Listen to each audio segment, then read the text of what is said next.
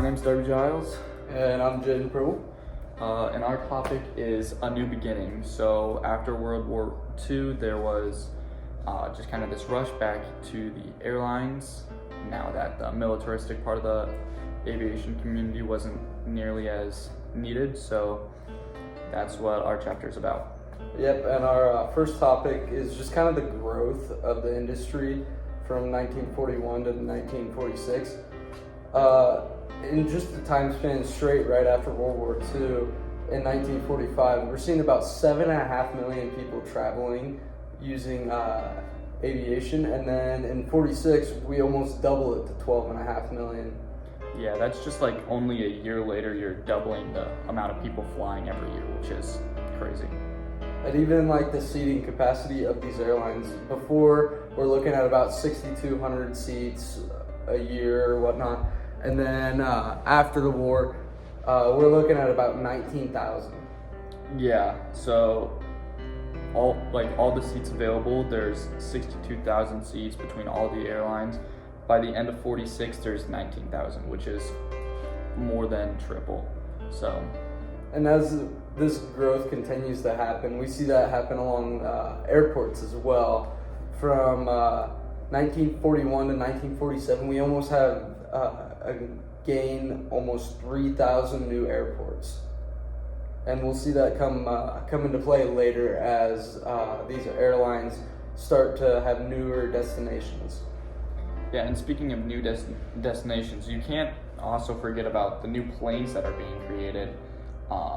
There's a bunch of new planes and just advancements to current existing planes. For example, the DC-4, which was outclassed by the Connie, yet it became the number one choice for a lot of these airlines in the 1940s, just because it was tested and put into good use during the war by the military, and it was their favorite. It was reliable, it was a bit cheaper, and it was easier to maintain, repair, and fly. A lot of these airplanes also had started to have more seating. They were pressurized cabins, which means it allowed them to fly higher and possibly get above any clouds or anything like that, and also have air conditioning, so a bit more of that comfort too. So planes started becoming a lot more comfortable to fly in. Yeah, kind of piggybacking off of what you said, I think the pressurization really helped. I was reading that there's a flight that they did a flight to Paris, and it took 12, almost 13 hours, and they were cruising at 280. Like before pressurization, there's no way we're doing that. Yeah, and just a 12-hour flight without air conditioning would be miserable. So it's the air conditioning, stuff like that. The comfort bit is starting to make flying a bit more tolerable, so people are wanting to do that more. In fact, one of the main things is the concept of grapefruit in airlines. The seating inventory, or the available seating, is like this valuable thing. And the book actually says that once a seat is not used, it is forever lost. That's profit forever gone. Yeah. Kind of brings a new idea into the airline industry versus filling up your six-seat passenger plane. Now we're actually getting to a point where, okay, like we can afford to not have those seats filled in some cases. Yeah. The next thing we have an emergence of like non-scheduled airlines, which the slang for is non-skids. And they're kind of just like a cheaper way to get around. They're not really bound to a schedule like we see on most airlines at the time, where we're leaving at X time and that's when we're going. But at the same time, if you're not so much on a time crunch and you're willing to take some of that time, it's 30% less on your costs. So you're definitely going to save yourself a little bit of money doing it that way as a passenger, but you're going to be losing some time because, like I said, there's not really a schedule to them. They're going to leave at any hour, so they leave actually when the plane's full. They don't leave at a certain time. which is kind of a weird concept compared to the other airlines who are like, okay, we're leaving at this time, you need to be prepared.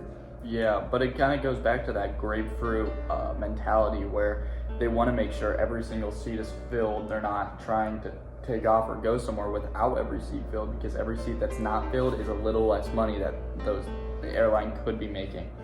And then also the reason that these non-skids started to pop up is because the CAB or the CAB started to loosen regulations for air travel after the war. And so that's why we see these non-skids pop up, allowing cheaper flight for those who can't afford like the super expensive first class tickets. And speaking of tickets, I mean, at this point we start to see a shift as well. We see the introduction of coach and tourist classes of service. Before, we're just sitting in the plane, your service is going from wherever you're going to wherever your destination is. And now at the time we have 9 domestic companies that offer 34 cities to go to, and with multiple options as to coach and tourist. And it doubles the passenger traffic from 1948 to 1952. Yeah. And another really big thing, probably the last big thing of this chapter, is the migration of Puerto Ricans to New York and just other parts of the United States, but mainly New York.